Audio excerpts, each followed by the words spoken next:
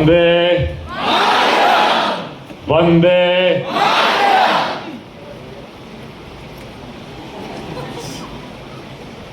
बहुत अच्छा लग रहा है यहाँ पे आके।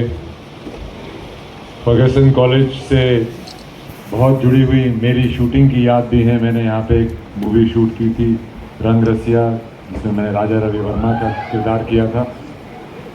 और आज यहाँ पे फिर से मैं आया हूँ। ये मेरे लिए बहुत सौभाग्य की बात है कि पुराने इतने ऑडिटोरियम में, जिससे हमारी देश की कितनी यादें जुड़ी हुई हैं। सावरकर जी भी इसी कॉलेज में पढ़ते थे।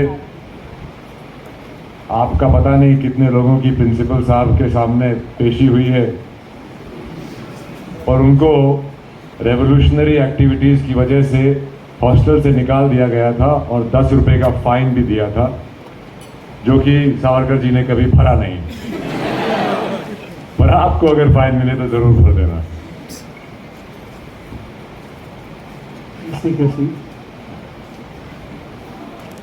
एक छोटीशी इनसाइड इन्फो देतो। मागच्या प्रेस कॉन्फरन्समध्ये सरांना विचारलं कोणीतरी, पत्रकारांनी, की मराठी ट्रेलर कसा झालाय, कसं वाटलं. त्यांची खूप प्रतिक्रिया होती, उत्तम, सर्वोत्तम. प्लीज काहीतरी आवाज पुढे कर. मुझे लग रहा है आपकी आवाज सुनने ही आया हुआ है। आपने तो चुप्पी कर दी हम पत्रकारों को आपकी फिल्म के द्वारा. तो शुरू करेंगे, लेकिन थोडं आपल्याला कदाचित इथे माध्यम, आपण जे लँग्वेज वापरतोय, तर आपण इथे संमिश्रित ठेवूया. सरांनी खूप चांगल्या पद्धतीने मराठी कविता किंवा एखादा मराठी डायलॉग फिल्ममध्ये बोललाच असेल, याच्याबद्दल मला खात्री आहे. पण कॉन्फरन्स जशी आपली चालली आहे, इथे विद्यार्थी आहेत, तर Hindi, Marathi, English, upon it will be mix of 3 languages. हाँ, मैं मराठी बोलने की कोशिश नहीं करूँगा यहाँ पे, क्योंकि मैं चाहता नहीं कि आप मुझ पे हंसें. आप मेरे जोक पे हंस सकते हैं, पर मेरी मराठी पे हंसाने में यहाँ नहीं आया हूँ. मराठी, मुझे तो जब ये पिक्चर मराठी में डब की गई तो मुझे मराठी में ज़्यादा अच्छी लगी, क्योंकि मराठी भाषा में एक जोर है, एक भाव है, एक इमोशन है, जो कि किसी और भाषा में नहीं है. कॉम्प्लिकेटेड भी बहुत है, वो कॉम्प्लिकेटेड भी बहुत है. लिखते दूसरी तरीके से, पढ़ते दूसरी तरीके से. मैंने कोशिश की थी सीखने की, पर मैं इसमें क्योंकि डायरेक्टर भी था, तो मुझे लगा अगर मराठी सीखने में समय लगा दूंगा तो पिक्चर क्या डायरेक्ट करूंगा. और हमारे पिक्चर में कुछ मराठी एक्टर्स भी थे, उनकी मराठी के आगे मुझे अपनी मराठी थोड़ी फीकी लगी, तो मैं लगा ऐसा नहीं हो सकता. तो मैंने ये पिक्चर मराठी में इसलिए डब करने का डिसीजन लिया था कि ये गांव-गांव तक पहुंचे. सावरकर जी महाराष्ट्र में बहुत ज़्यादा जाने जाते हैं, पर महाराष्ट्र के बाहर नहीं जाने जाते इतने, और वो एक नेशनल फिगर है.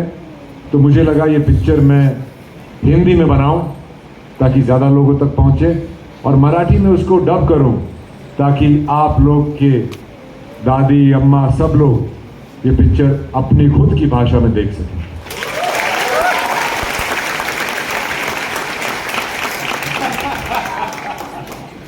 पिछले कॉन्फ्रेंस में मेरा पहला क्वेश्चन ये था, अगर आपको याद है, और आपका आंसर बहुत ही ज़्यादा ब्रिलियंट है. My first question was, why Savarkar? You remember your response? Why not Savarkar? Why not Savarkar? एक एक्सप्लेन करूंगा. Why Savarkar and why in Pune?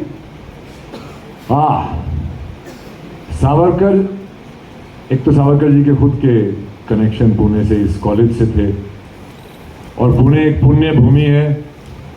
यहाँ से थोड़ी दूर चापेकर बंधुओं ने WC रैंड को मारा था, जिनके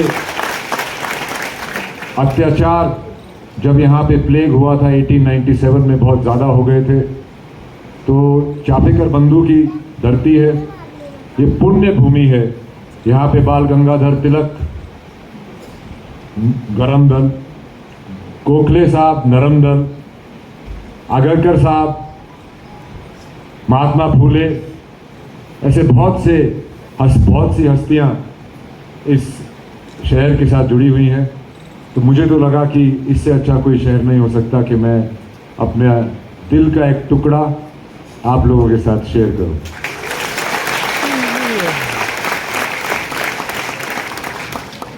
जैसा कि हमने ट्रेलर में देखा, ये जो फिजिकल ट्रांसफॉर्मेशन है अनबिलीवेबल, मतलब इसका कोई तोड़ ही नहीं।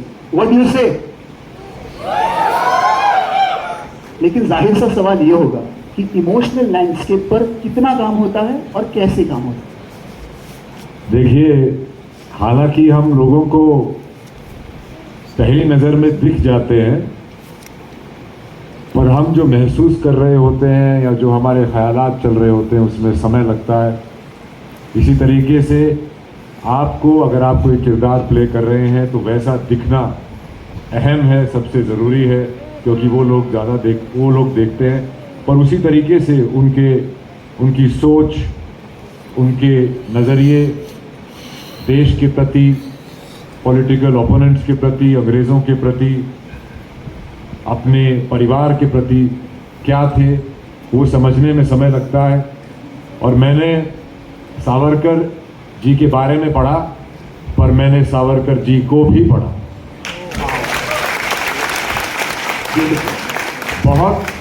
बहुत कॉम्प्लिकेटेड सेंटेंस बनाते थे। सेंटेंस खत्म होते होते सेंटेंस दोबारा पढ़ना पड़ता था। पर काश मैं ये किताबें मराठी में पढ़ पाता, क्योंकि मुझे लगता है कहीं ना कहीं जो मराठी का रुतबा है और जो मराठी में जो इमोशन है वो कहीं खो गया। पर मैंने फिर भी उनको समझने की कोशिश की और ये भी समझने की कोशिश की, जैसा कि हम सब लोग हमारे सर्कमस्टेंसेस का एक नतीजा होते हैं, तो उनके सर्कमस्टेंसेस क्या थे जिसमें उनकी सोच ऐसी रही, बदलती रही और दृढ़ होती रही। उसका अध्ययन करने के बाद ही मेरे को लगा कि मैं इस मूवी में अपना योगदान दे सकता हूं। और उनका बहुत ही बहुरंगी व्यक्तित्व था। उन्होंने यही एक शपथ ली थी कि या तो मैं शिवाजी महाराज की तरह इन अंग्रेज़ों को मार मार के भगा दूंगा, या चापेकर बंधु की तरह मारता मारता मर जाऊंगा। शत्रु मारता मारता मरे तो जूझे। आपने ये कैरेक्टर सिर्फ पोर्ट्रे नहीं किया है, आपने ये किरदार जिया है। आज की घड़ी में, आज के समय में भी इनकी फिलॉसफी, इनका जो ज्ञान है, इनका जो विजडम है, क्यों रेलेवेंट है? देखिए, सावरकर जी ने एक, by the way, Mohammad Ali Jinnah भी इसी कॉलेज से थे, पता है आपको? उसका भी पता होना चाहिए, सबका पता होना चाहिए। सावरकर जी की एक सोच थी जो कि उन्होंने उस वक्त बनाई थी जब देश में खिलाफत, एक कैलिफेट मूवमेंट चला था, जो कि फर्स्ट वर्ल्ड वॉर में ऑटोमन एम्पायर के जो कैलिफ थे उनको, उनकी पावर कम कर दी गई थी। तो कहीं भी पूरे मुस्लिम वर्ल्ड में किसी भी कंट्री ने उसका अपोजिशन नहीं किया। इंडिया में रायबरेली से दो भाई थे, अली ब्रदर्स, उन्होंने एक कैलिफेट मूवमेंट चलाई कि हम नॉन कोऑपरेशन करेंगे अगर कैलिफ की पावर वापस रिस्टोर नहीं कर दी गई।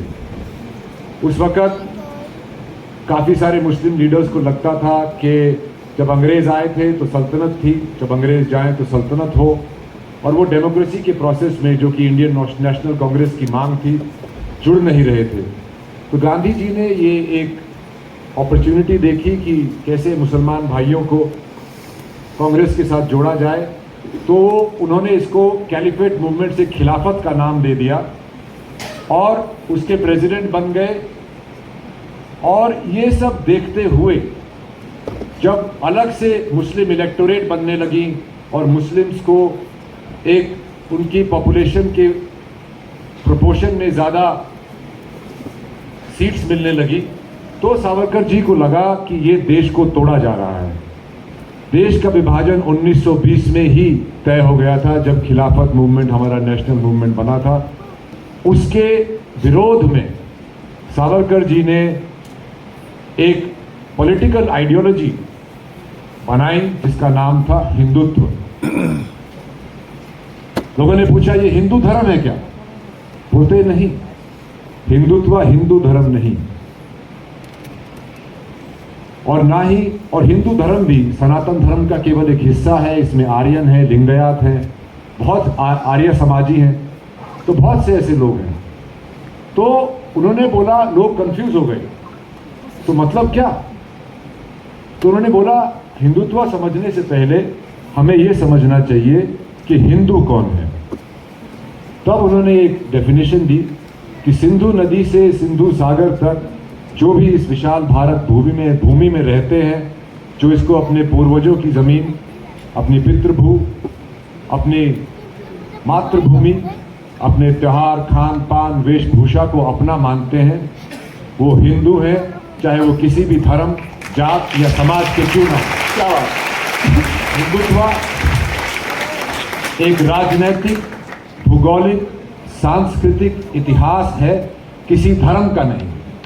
जो हिंद को अपना माने वो हिंदू है। देश धर्म से ऊपर होना चाहिए, ये उनका हमेशा मानना था। और क्योंकि उस वक्त धर्म के नाम पे नॉर्थ वेस्ट फ्रंटियर प्रोविंस से हमला हो सकता था, और वहाँ पे अंग्रेजी फौज में ज़्यादातर मुस्लिम लोग थे, तो उनको ये लगा कि अगर भारत पे हमला हुआ तो ये देश के लिए लड़ेंगे या धर्म के लिए लड़ेंगे। इसीलिए जो सबसे डिस्प्यूटेड कॉज है वो उन्होंने उस सर्कमस्टांसेस में लगाया था कि ये उनकी पुण्य भूमि भी होगी। पुण्य भूमि और कर्म भूमि को अगर देखा जाए तो वो एक ही होती है। ये उनकी सोच थी, और मेरा ये मानना है कि ये पूरे भारत को जोड़ने वाली सबसे बड़ी सोच थी।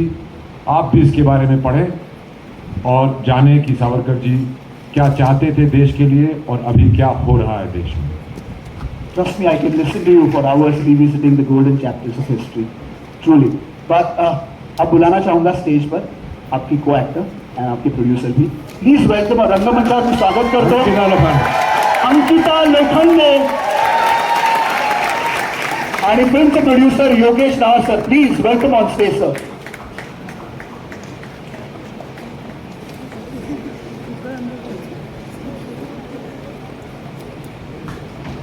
नमस्कार पुणे, कसे आहात सगळे? ट्रेलर कसं वाटलं? माझी मराठी इतकी चांगली नाही, कारण मी मध्य प्रदेशहून आहे, पण मला पुणेरी मराठी येत नाही, पण जेवढी येते एवढी कळेल तुम्हाला, ठीक आहे?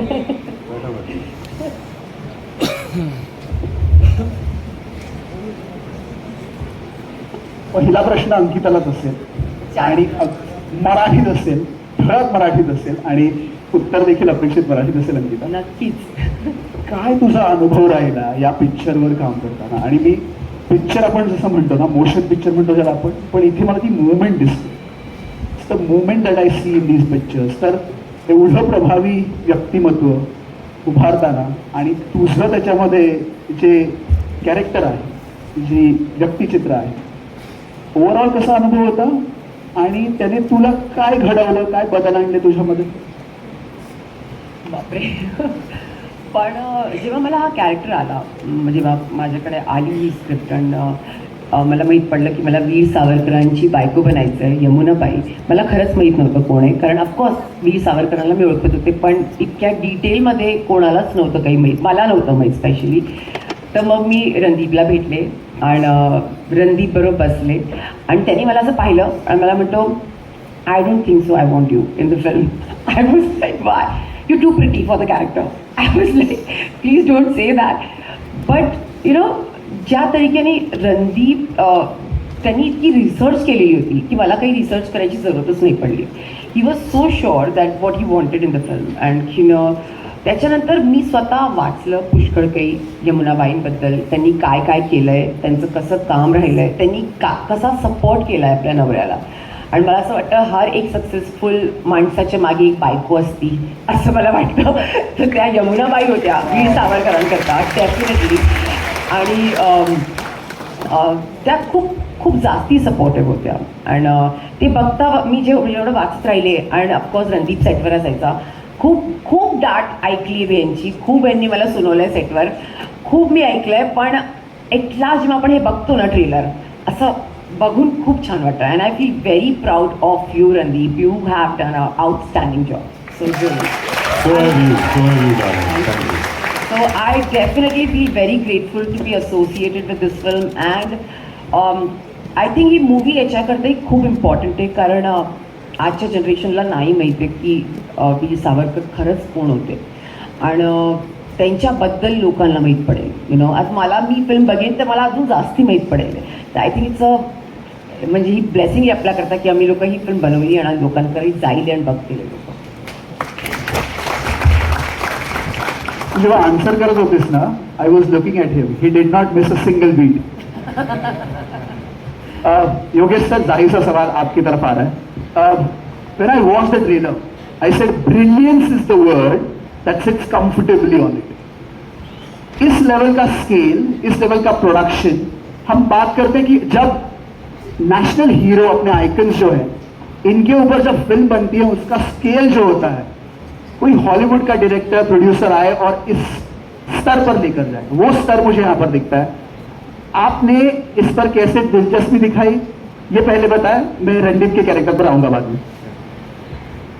सब में पहली बात, ये स्वतंत्रता सेनानी की कहानी है और वीर सावरकर जी की कहानी पहली बार पर्दे पे आ रही है. और वीर सावरकर जी की कहानी है तो स्केल भी बड़ा ही होना पड़ेगा, उससे छोटे स्केल से काम नहीं चलेगा. दूसरा, मैं खुद फ्रीडम फाइटर फैमिली से बिलोंग करता हूँ, तो ये मेरे लिए एक इमोशनल मोमेंट है कि मेरा एज ए प्रोड्यूसर डेब्यू इस मूवी के साथ हो रहा है. तो इससे बड़ा डेब्यू और इससे बड़ी कहानी पर्दे पे नहीं आ सकती. और रणदीप भाई की मेहनत वो लाजवाब है. वो मतलब वो आप उसको कल्पना भी नहीं कर सकते. उन्होंने पिछले 2 सालों में इस मूवी के लिए, अंकिता जी ने भी काफ़ी अच्छा काम करा मूवी में. रणदीप भाई as a producer, as a actor, as a director, as a writer, सब कुछ उन्होंने अपना सब कुछ झोंक दिया इस मूवी के लिए. अंकिता, तू सावरकरांची भूमिका ने बघितलीस, प्रत्यक्ष सावरकरच जवळून बघितल्यासारखं झालेलं आहे तुला. तर तुझी ॲज अ को ॲक्टर जी एनर्जी एक्सचेंज असते दुसऱ्या को ॲक्टर बरोबर, तर हे ट्रान्सफॉर्मेशन झालं, तर तुझी रिॲक्शन अशी काय होती पहिली? मी पण सेटवर यमुनाबाईच होते. नक्कीच. म्हणूनच मला असं काही वाटलं नाही. मला असं वाटलं मी वीर सावरकरांबरोबर पण ती रिॲक्शन मी रणदीप सरांकडून म्हणजे हो, म्हणजे जेव्हा मी त्या सेटवर असायचे तिथे सगळेच लोक, नॉट जस्ट मी अँड रणदीप, सगळे कोणी, I think Amit sir is also there, Amit Sial, and he has done a fantastic job in the film. मला असं वाटतं सगळे इतके कॅरेक्टरमध्ये होते. आणि जेव्हा आम्ही बसायचो असे सगळे सीन्स असायचे तर आम्ही लोक डिस्कस करायचो, तर एक एनर्जी ॲक्च्युली तिकडे असायची. आणि जेव्हा सगळे आपले आपले इनपुट्स द्यायचे, मला कळायचं तुम्हाला काय करायचं. आणि कधी कधी सेटवर असायचं खूप गोष्टी इनप्रॉम्प्टू व्हायच्या जी तुम्हाला माहिती नसतात तुम्ही करणार आहे, आणि ते इतक्या सुंदर तरीक्याने आलं आहे. आणि मला चांगलं वाटेल बघून, खूप छान मजा आहे. ती गोड मराठीत बोलतेस. पहिल्यांदा कोणी असं बोललंय मला की गोड मराठी बोलते. इसीलिए मैंने पिक्चर की मराठी डबिंग इससे नहीं कराई. All right, then we just वेळ नाही घेत. I'm going to throw this, the whole scenario and the stage open for the media and the students. आणि खूप इगर आहे तिथे स्टुडंट्स आणि मीडिया क्वेश्चन विचारायला तुम्हा सगळ्यांना. तर आपण फ्लोर ओपन करूया. दीप सर, यस, आज तक हमारे दीवारों पे किसी बॉलीवुड के हीरो का फोटो नहीं लगा, लेकिन सावरकर की भूमिका करके आप हम सब की दीवारों पे रहेंगे. थैंक यू, थैंक यू, रहेंगे. Thank you, very grateful. हाँ जी सर. सर माइक नहीं. माइक दीजिए प्लीज. हमारे पास 3 और अवेलेबल है. Mike ready please.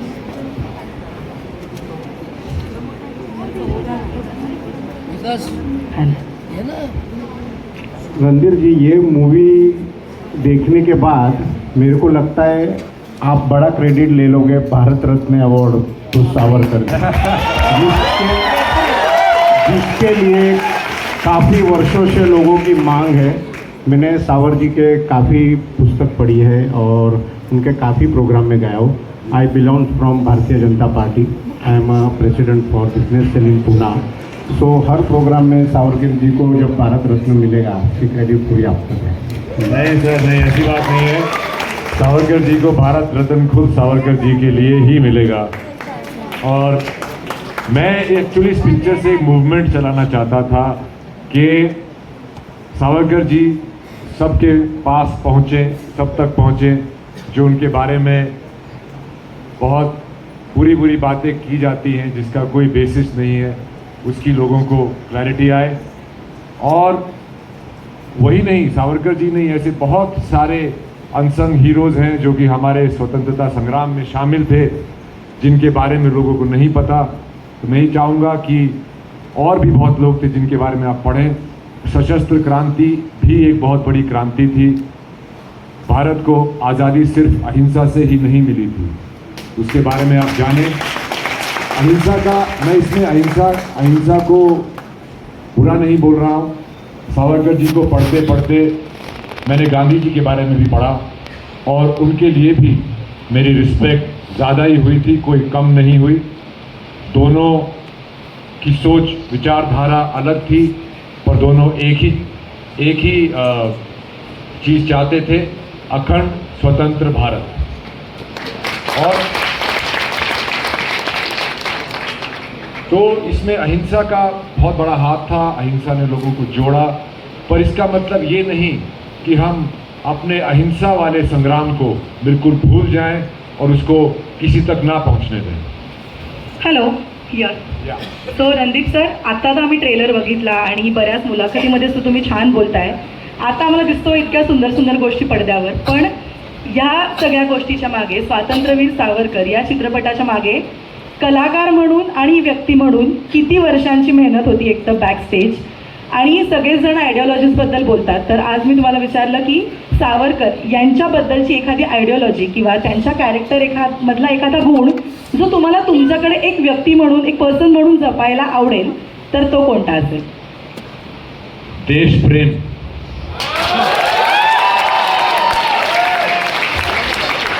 देश सबसे ऊपर होता है, आपसे ऊपर होता है। 2 साल मैंने इसके ऊपर मेहनत की, मैंने कोई और काम नहीं किया।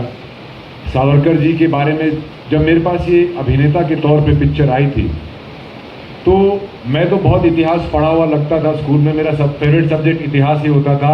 मैथ्स में मैं बहुत वीक था, फिर भी 11th 12th में साइंस और मैथ्स किया मैंने, कंपार्टमेंट आ गया था मेरा। तो हिस्ट्री ज्योग्राफी करता तो ठीक रहता। तो हिस्ट्री का मैं स्टूडेंट होने के बावजूद मुझे लगा पता होगा उनके बारे में, और मैंने जब सोचा तो मुझे सिर्फ 2 ही चीज़ पता थी, वीर सावरकर और काला पानी। मेरे जहन में और कुछ था ही नहीं।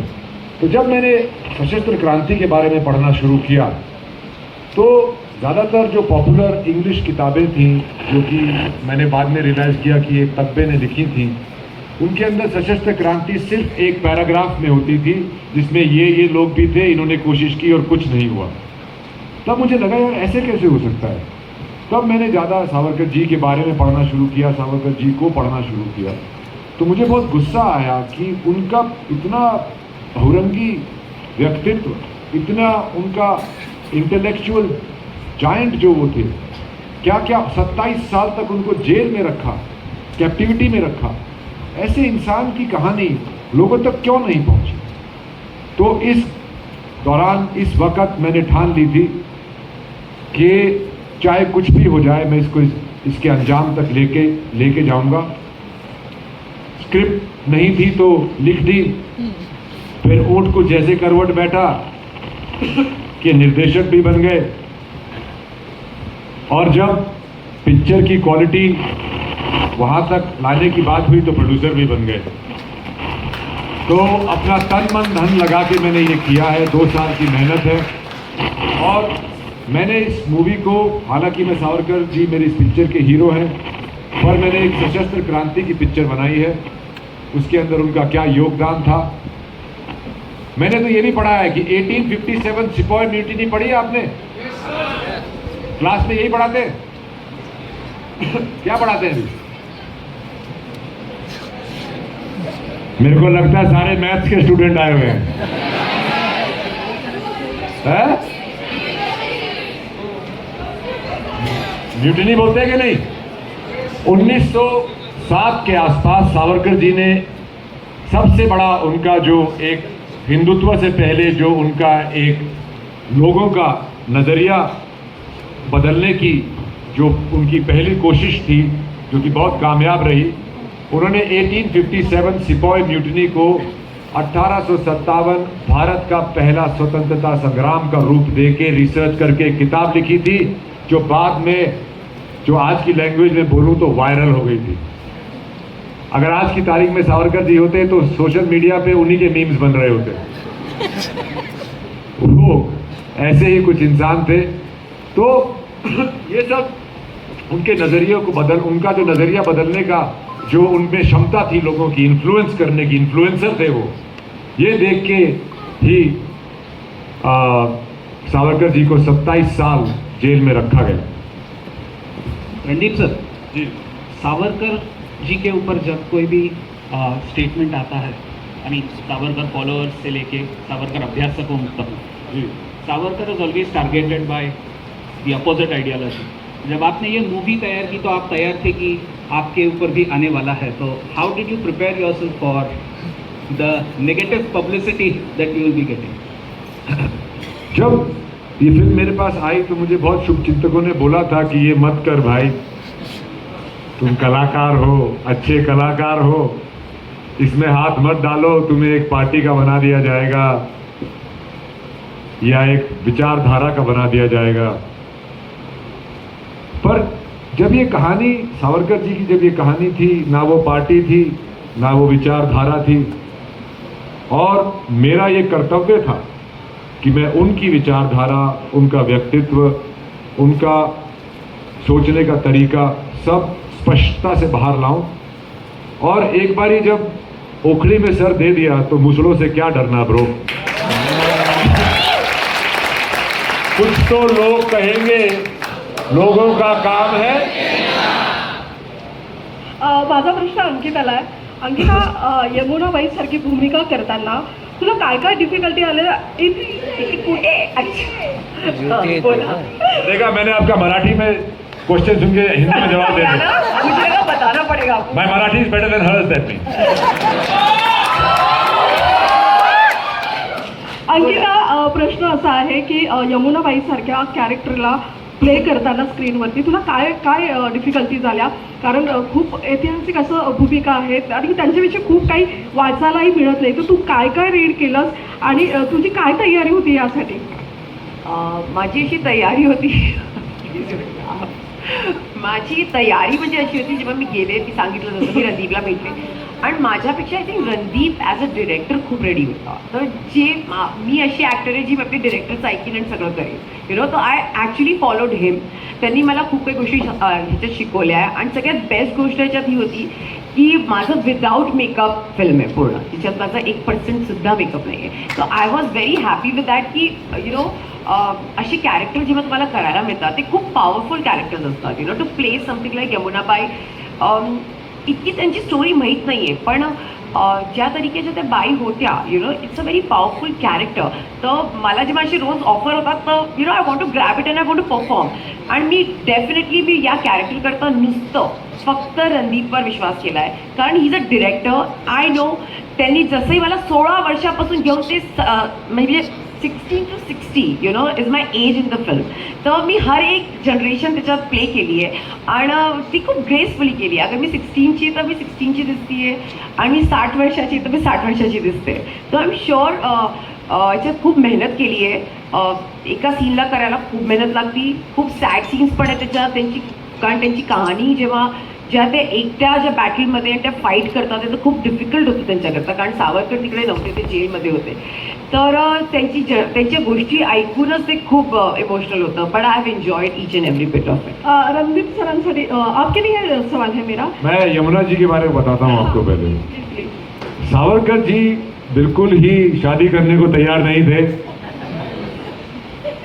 वो अपने क्रांतिकारी जीवन में हर एक तकलीफ लेने को तैयार थे.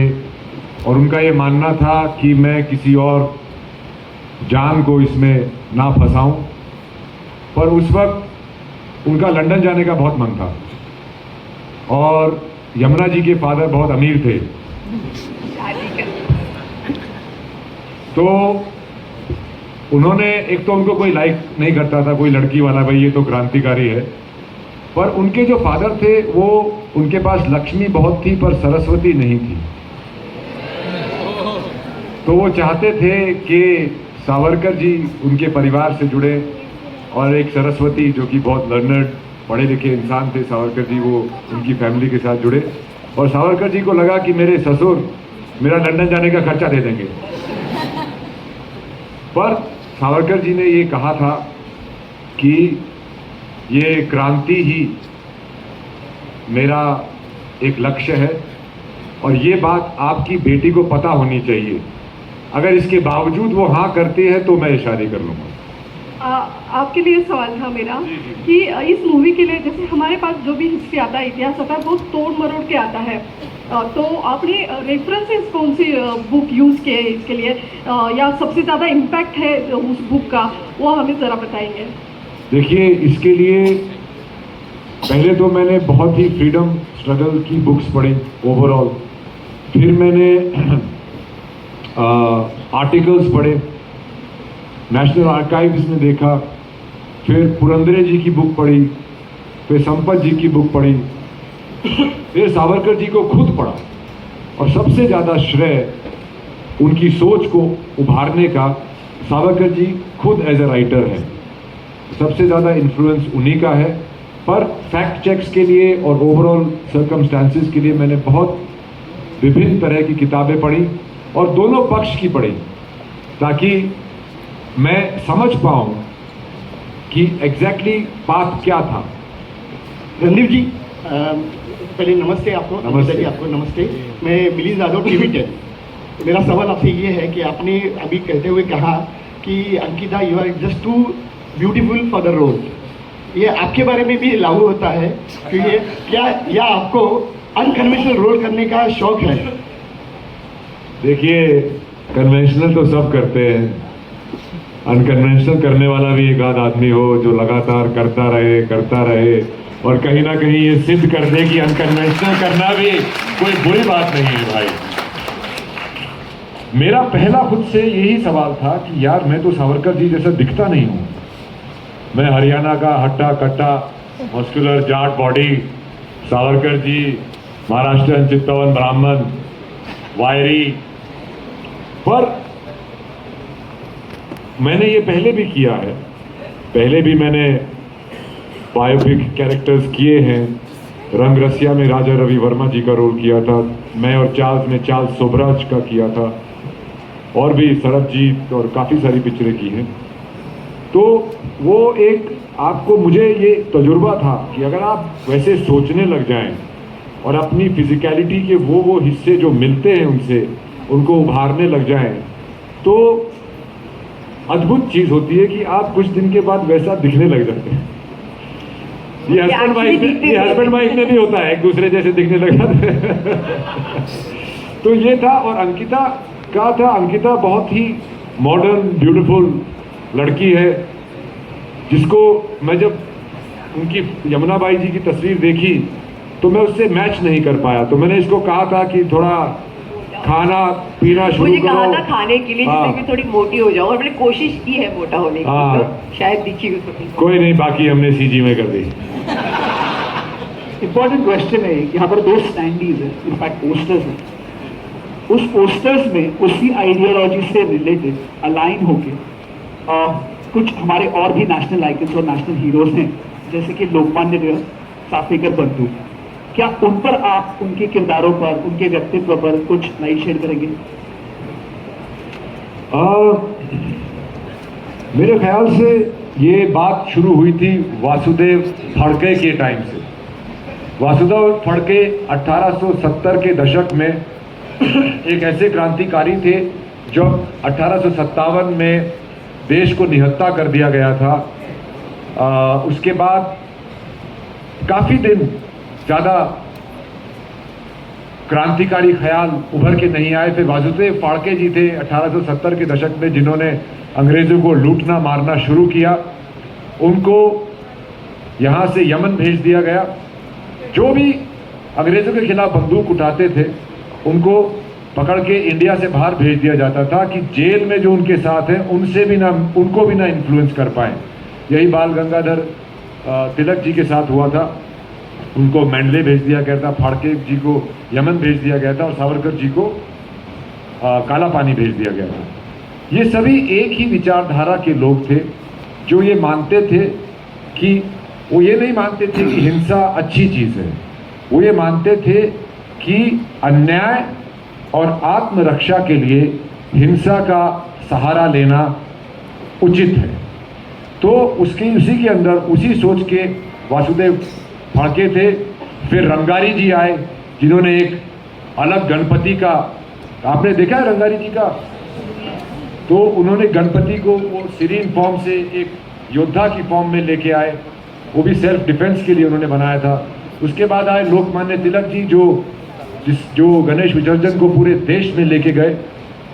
उन्हीं के फिर शिष्य बने विनायक दामोदर सावरकर, जो कि उनकी इस सोच से सहमत रखते थे।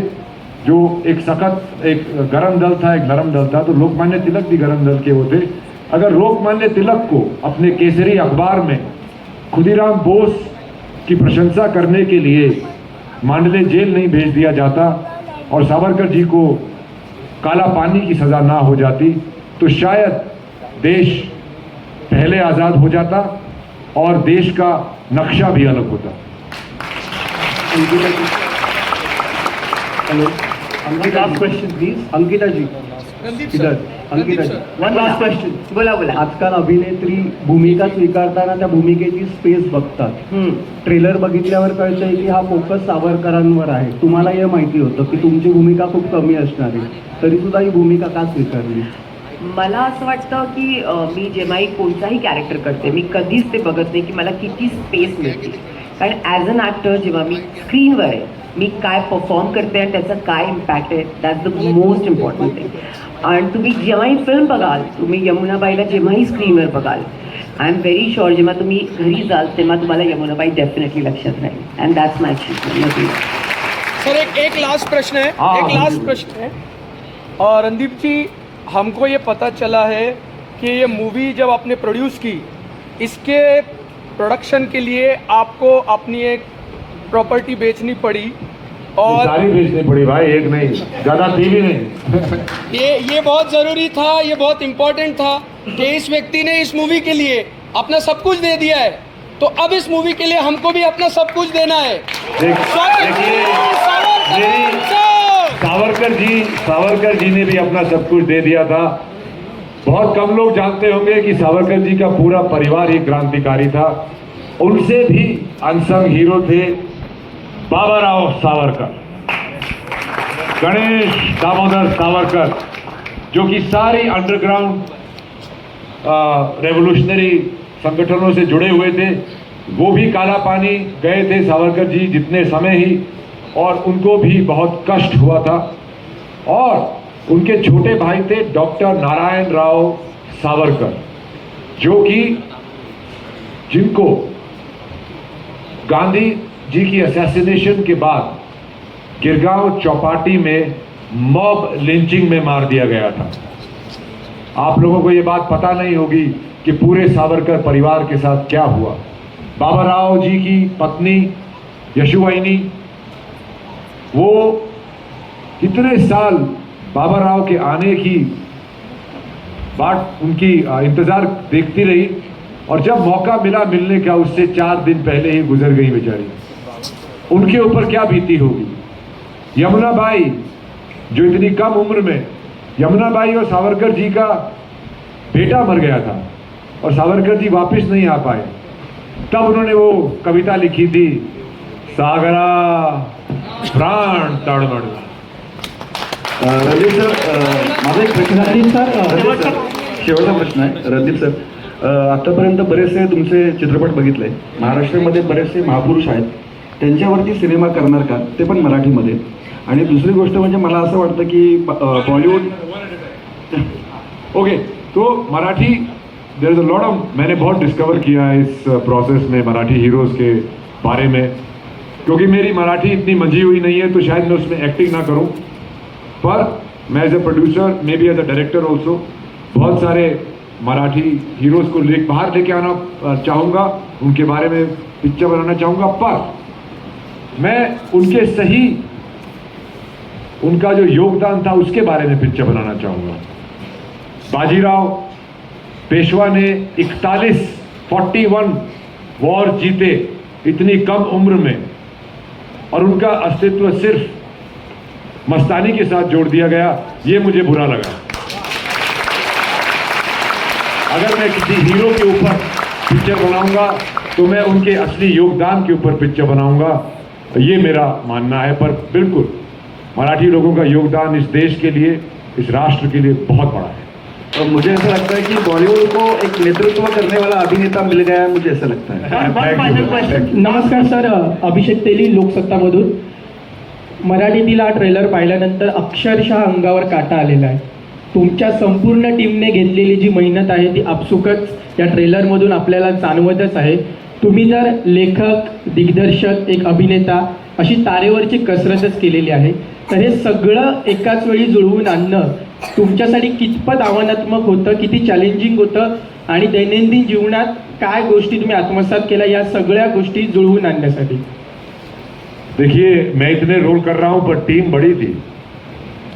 मेरे सिनेमेटोग्राफर थे अरविंद कृष्णन, और मेरे प्रोडक्शन डिजाइनर निनेश वाक, जो कि बहुत मराठी पिक्चरें करते हैं, मराठी हैं, सचिन लवलेकर जिन्होंने कॉस्ट्यूम किया था, रेणुका पिल्ले जिसने अपने मेकअप डिज़ाइन से सभी किरदारों को जितना वो असली लगते हैं वो किया, फिर म्यूज़िक डायरेक्टर मेरा फ्रांस से था, और एक संदेश चांदलिया इंडिया से भी थे। तो बहुत सारे लोगों ने मिल के ये पिक्चर में योगदान दिया है, तभी वो ऐसी लग रही है। मेरा योगदान, मेरे को कष्ट बहुत हुआ, पर मैं हमेशा ये सोचता था कि यार ये कष्ट कुछ नहीं है जो सावरकर जी की ज़िंदगी में उनके साथ हुआ, और उसके बाद जो उनके ऊपर लांछना लगाते हैं, उनकी आत्मा को क्या फीलिंग हो रही होगी, उसके सामने मेरा कष्ट बहुत कम था ब्रदर, ठीक है। और मेरी वजह से सभी को बहुत कष्ट हुआ था, ये मैं आपको बताना चाहूँगा, क्योंकि मैं भूखा मर रहा था, 30 किलो अंडरवेट था, तो आजकल उसके लिए एक नई टर्म इजाद की है, hangry. I was always hangry, I had no patience and I had, और मैं देखता था सेट पे, मैंने पहली बार रियलाइज किया सेट पे, ब्रेकफास्ट ब्रेक, लंच ब्रेक, नाश्ता ब्रेक, चाय ब्रेक, डिनर ब्रेक, और मैं वेट करता था यार कब इनका खाना खत्म हो, क्योंकि मैं तो खा नहीं सकता था। रणदीप से अपने एक डब्बे के साथ बैठे थे जिसमें बहुत सारे ड्राई फ्रूट्स होते थे, बस वही खाते थे और लिटरली ऐसे हो गए। पर मेरे को लोगों ने झेला है भाई, मैंने तकलीफ नहीं झेली है, मैं आपको बता दूं इतना।